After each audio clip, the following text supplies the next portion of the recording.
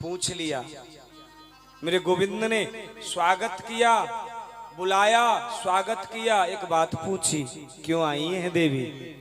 आने का प्रयोजन बताओ, आने का कोई कारण बताओ।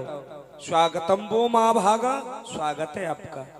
फिर लिखा है भ्रूत गमनम कारणम, आने का कारण बताओ, आने का प्रयोजन बताओ। कैसी स्थिति गोपियों की भई होगी उस समय, बात समझ में नहीं आ रही। ए मेरी माँ, मैं बताऊं आपको, आपने मुझे बुलाया, या ऐसा समझ लीजिए आपने किसी ब्राह्मण का भोजन या संत का भोजन के लिए बुलाया। जैसे आज हमें वकील साहब जी ने निमंत्रण के लिए बुला लिया। क्यों वकील साहब बुलाया? तो आज हमें मैडम जी के घर भोजन करने शाम को जाना ही है। तो हम गए, माँ ने स्वागत भी किया और कमरे में भी बिठाया, पानी भी दिया, और हमने माताओं से कह दिया या भोजन मत बनाना, आज माता जी के यहाँ शाम का भोजन है। तो फिर माता जी पूछे क्यों आए हैं? कमरे में पानी देकर स्वागत करके निमंत्रण करके फिर माता जी पूछे हमारे घर क्यों आए हैं आज? आने का कारण बताओ, आने का प्रयोजन बताओ। उस समय हमारी स्थिति कैसी रहेगी? बोलो ना, बताओ ना। हम यहाँ से भी गए भोजन से, वहां से भी गए हैं। रात्रि को 12 बजे यहाँ कौन भोजन बनाएगा? ऐसे ही ब्रज गोपियों का हाल हो रहा है कि पहले तो मोहन बुलाते हैं और स्वागत भी करते हैं, बिठाया भी, फिर पूछ लिया भ्रूतः किम कारणम, है भ्रूत गमनम किम कारणम, क्यों आई है देवी? आने का कारण बताओ। ओहो, मेरे गोविंद बोल पड़े, राजन्येषा घोर रूपा घोर सत्व निवेशिता, आधी रात्रि को पतिव्रता नारी को घर से बाहर नहीं निकलना चाहिए। इस समय तो अपने पति की सेवा में रहना चाहिए, अपनी सास ससुर की सेवा में रहना चाहिए, बच्चों के साथ रहना चाहिए। जाओ जाओ, अपने घर वापस जाओ। ओहो, इसलिए आई हैं। फिर बोल दिया संस्कृत में ठाकुर ने, दृष्टम वनम कुसुमितम राकेश कर रंजितम। दृष्टम वनम, अरे आपने रात को वन नहीं देखा होगा, दृष्टम वनम लिखा हुआ है, दृष्टम वनम कुसुमितम, कुसुमित माने पुष्प। तुमने रात्रि को जंगल नहीं देखा होगा, रात्रि को खिलते हुए पुष्प नहीं देखे होंगे।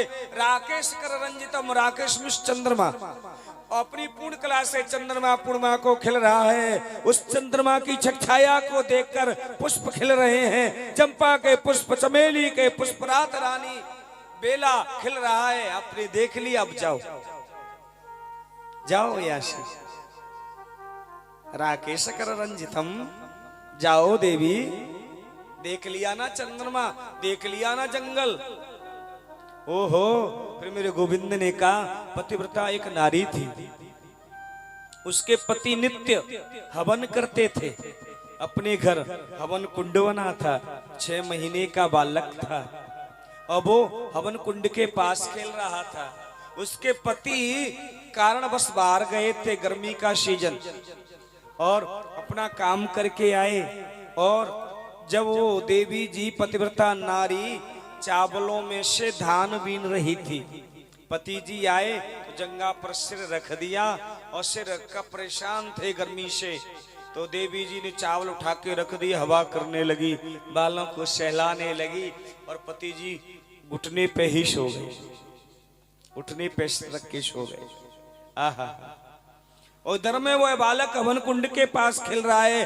देवी की निगाह पहुंची पतिव्रता नारी की, कहा मैं बालक को नहीं बचाऊंगी तो मेरा पति धर्म नष्ट हो जाएगा, मैं बालक को नहीं बचाऊंगी तो मेरा कर्म नष्ट होगा, पति देव को जगाऊंगी तो पति धर्म नष्ट हो जाएगा, मैं क्या करूं, कैसे करूं? उन्होंने आंखें बंद कर ली, बोले मेरा कर्म भले ही नष्ट हो जाए, मेरा पति धर्म नष्ट नहीं होना चाहिए। देखते देखते वह बालक हवन कुंड में जलती हुई आग में गिर पड़ा।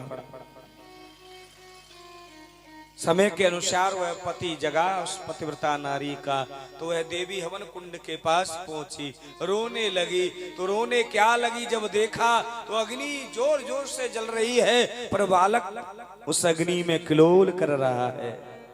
मतलब क्या है? तब अग्नि भगवान को पूछा, तुमने मेरे बेटे को जलाया क्यों नहीं?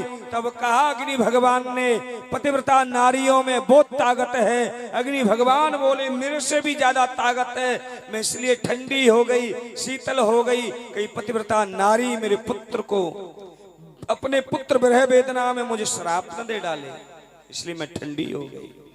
पतिव्रता नारी में इतनी ताकत है। वो अग्नि भी शांत हो गई, शीतल हो गई, बालक बच गया। ये देवियों, अब समय आधी रात का है, जाओ आप अपने पतियों की सेवा करो। तो ब्रज गोपियां कहती, हम भी 2-3 दृष्टांत जानती हैं। बोले सुना दो ना। सुनो। गोपियां बोली, आपने पतिव्रता नारी पे सुनाया है, तो हम भी पतिव्रता नारी पे ही सुनाएंगे। बोले सुनाओ ना। एक पतिव्रता नारी थी, नई नई शादी हुई, नए जोड़े में दुल्हन आई है, अभी शादी को बस 1-2 महीना हुआ है। और सुनो, पति को स्नान कराने के बाद स्नान करती, पति को स्नान कराने के बाद में स्वयं नहाती, पति को भोजन कराने के बाद में झूठा प्रसाद पति का खाती, पति के चरण दबाने के बाद सोती, पति को चेहरे को देख करके जीती। पर कारण क्या हुआ, उसके पति को बाहर जाना था।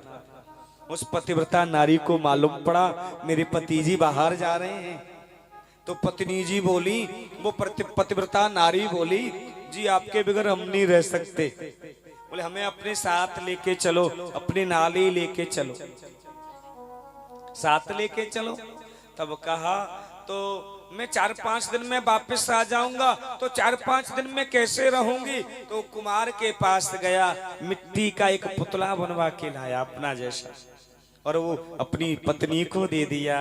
और पत्नी को दे करके कहा, सुनो, इसकी सेवा करना आप, और पानी के छींटे मार देना, नहा लेना, भोजन की थाली रख देना, स्वयं भोजन कर लेना, इसको सुला के सो जाना। बोले ठीक।